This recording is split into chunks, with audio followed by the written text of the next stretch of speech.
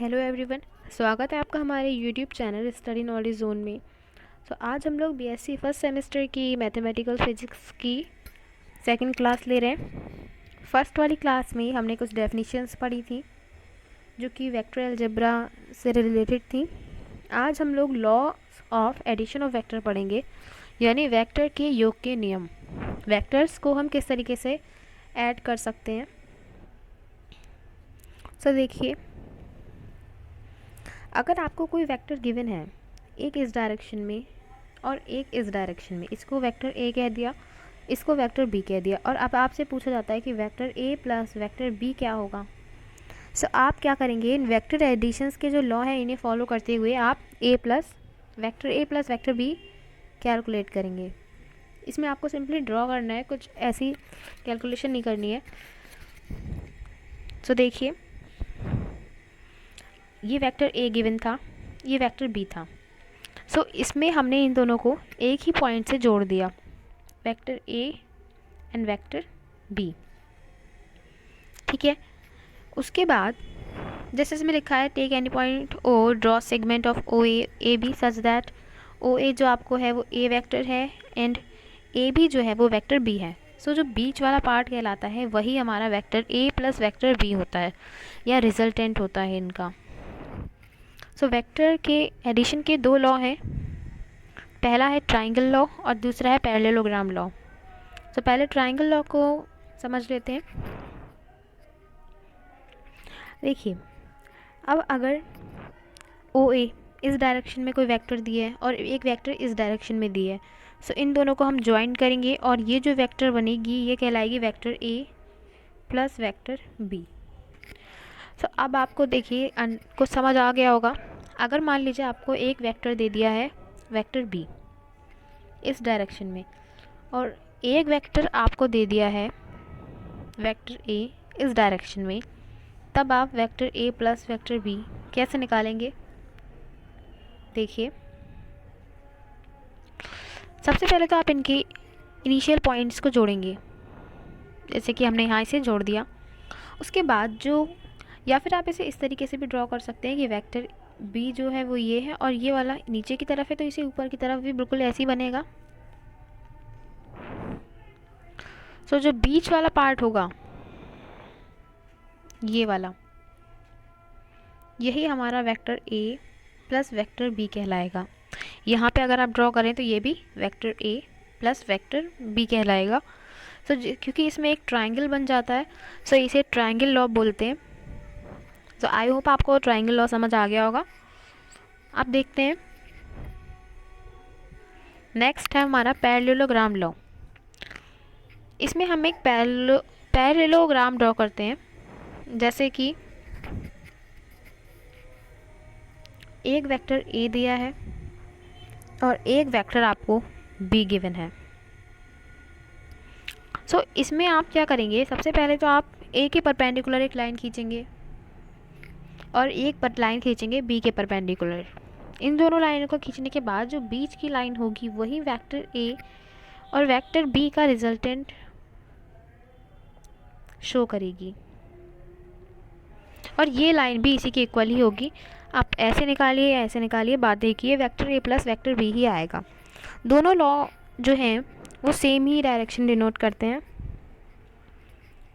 इसकी डायरेक्शन, इस वाले में इसकी डायरेक्शन इधर की साइड इसलिए होती है कि बी की डायरेक्शन इस दिशा में है। ठीक है, जो ऊपर की तरफ जा रही होगी जिसकी डायरेक्शन, उसी डायरेक्शन में ही जाएगा। अगर इसकी डायरेक्शन नीचे होती बी की, तो ये भी नीचे की तरफ ही होता, क्योंकि इसका जो मेन सिरा आएगा वो नीचे आ रहा है इसलिए।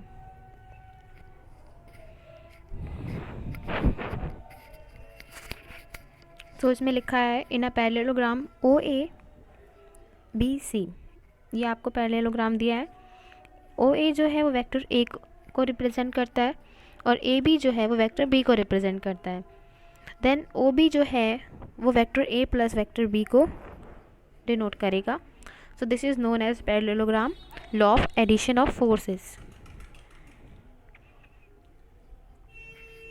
इस तरीके से आप वेक्टर का एडिशन कर सकते हैं। अब देखिए, जैसे एग्जाम्पल के लिए एक वेक्टर ए आपको ये दे रखा है, दूसरा वेक्टर बी आपको ये दे रखा है। तो अब आप इसका ए प्लस बी निकालेंगे। अगर आप पैरेललोग्राम लॉ से निकालना चाहें तो किस पॉइंट्स को मिलाएंगे,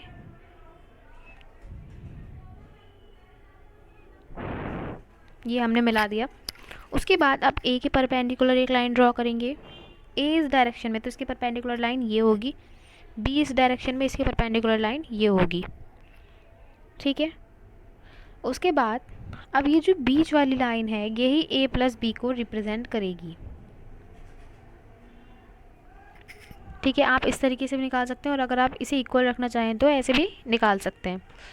और इस तरीके से अगर आप करेंगे तो वो ट्रायंगल लॉ के अकॉर्डिंग माना जाएगा।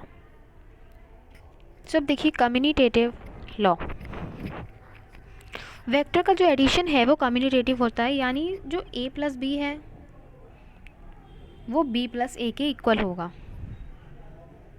अब यह आपको पता है कि इक्वल होगा, पर अगर ये प्रूफ करने को आ जाता है तो आप कैसे करेंगे, तो देखिए हम ये वेक्टर के एडिशंस लॉ हैं उन्हीं के अकॉर्डिंग उन्हीं से इसे प्रूफ करेंगे। हमने सपोज़ किया कि वेक्टर ए जो है वो ओ ए है एंड वेक्टर बी जो है वो ए बी है, इतना आपने उस डायग्राम में भी देख लिया था। तो अब हमने एक पैरेललोग्राम पूरा बना दिया, इसके परपेंडिकुलर लाइन खींच के, इसके परपेंडिकुलर लाइन खींच के।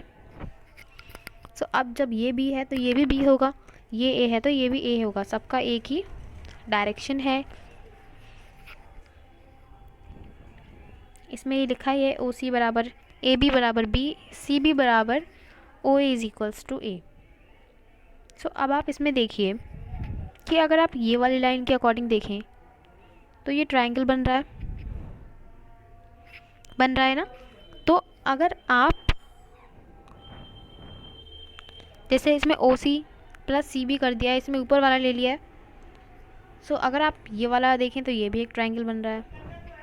सो इस ट्रायंगल के अकॉर्डिंग ये वाली लाइन बी प्लस ए कहलाएगी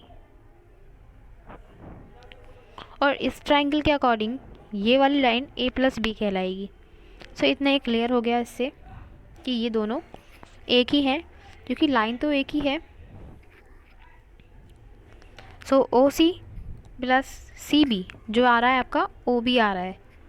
ऐसे इसमें अगर ओ ए प्लस ए बी करें तब भी ओ बी ही आएगा। सो इन दोनों को इक्वल रखेंगे तो आपका ये आएगा A plus B is equals to B plus A. So ये प्रूफ हो गया कि जो वेक्टर का एडिशन है वो कम्यूटेटिव है। सो आई होप आपको वीडियो पसंद आई होगी। अगर आपको वीडियो पसंद आई हो तो प्लीज़ वीडियो को लाइक कीजिए और हमारे चैनल को सब्सक्राइब कीजिए। और इसका PDF जो है वो भी डिस्क्रिप्शन में है, वहाँ से जाके इसे नोट कर सकते हैं। So thank you so much for watching this video.